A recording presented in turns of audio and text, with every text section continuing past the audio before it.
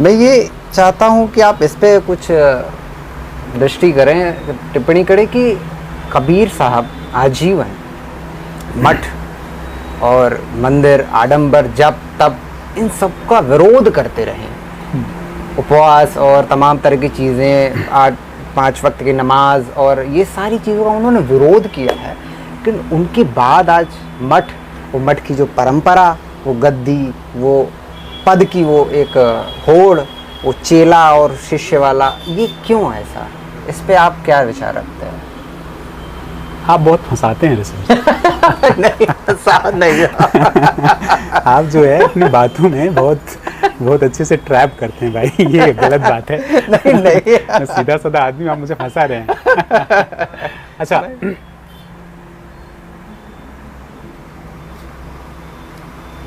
एक बहुत जरूरी बात जो है इस संदर्भ में, कबीर साहब विरोध नहीं करते जी। कबीर साहब सच कहते हैं। विरोध उसको लगता है जो सच में शामिल नहीं होता। देखिए, एक कबीर साहब का पद है, वो कहते हैं, मन ना रंगाए रंगाए जोगी कपड़ा, मन ना रंगाए रंगाए जोगी कपड़ा, डढ़िया बढ़ा के जोगी हो गई बकरा। मन ना रंगाए रंगाए जोगी कपड़ा, समझिए आप जी। जिसने मन रंगाया उसके लिए बात नहीं है, जो मन रंगाता है वो जोगी होता है, जो कपड़ा रंगाता है वो नहीं होता। तो विरोध कहाँ है? ये तो सच है ना। और मैं आपको एक बात और बताऊं, मेरी स्पिरिचुअल जर्नी में मैं जितने भी ऐसे लोगों से मिला जो सच में जो स्पिरिचुअलिटी को समझते हैं, जो सच में स्पिरिचुअल हैं, उनके जीवन में सबसे ज्यादा करीब कबीर है। हाँ, जिसने बना रखा है बाह्य आवरण, जो अंदर से नहीं रंगा है, उसे कबीर बुरे लगते हैं, उसे कबीर विरोध करते हुए लगते हैं। कबीर विरोध नहीं कर रहे। पोथी पढ़ पढ़ जग मुआ, पंडित भयानक होए, ढाई आखर प्रेम का पढ़े सो पंडित होए। अगर आपसे ही मैं पूछूं पंडित कौन, किसको आप तवज्जो देंगे? एक ऐसा व्यक्ति जो हर बार एक श्लोक बोलता हो, हर बार कोई एक बात बोलता हो, उसके जीवन में ना हो, या उस व्यक्ति को जिसमें प्रेम उतर आया हो? आप कहाँ जाएंगे? जहां सिर्फ आपको इंफॉर्मेशन मिल रही हो या जहां प्रेम मिल रहा हो? जहां प्रेम। कबीर साहब इस बात को कह रहे हैं। और दूसरी एक बहुत इंपॉर्टेंट बात कबीर साहब कहते हैं, oh dear brother, why you are unable to understand the actual meaning of love? You are thinking that if you are just going to read so many books, then you will be able to understand the love. You will not understand that love through books. You need to imbibe it. You need to merge into it. Then only you will understand the love. So कह रहे हैं कि even after reading each books which is available in your library, if you are unable to understand the love, then all the books are futile, useless. Oh, great. तो कबीर साहब इसकी बात कर रहे हैं। यहां कहां कबीर विरोध कर रहे हैं?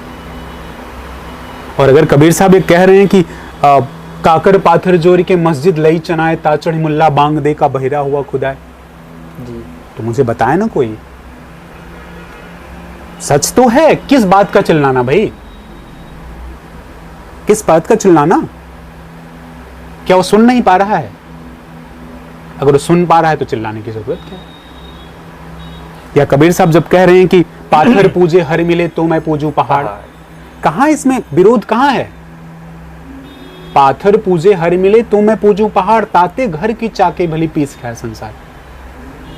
अगर ये बात सच है जी, ये बात थोड़ी सी लोगों को रूड लग सकती है, लेकिन आई थिंक ये बहुत लॉजिकल बात है। आप खुद समझें इस बात को। जी।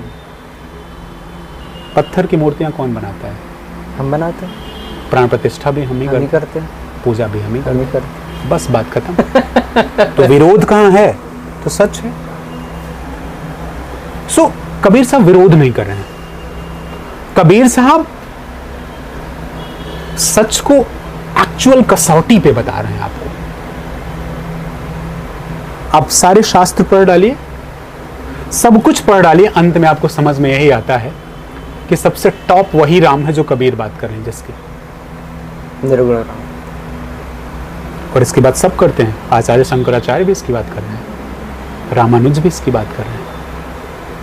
विरोध नहीं है, समझ का फेर है।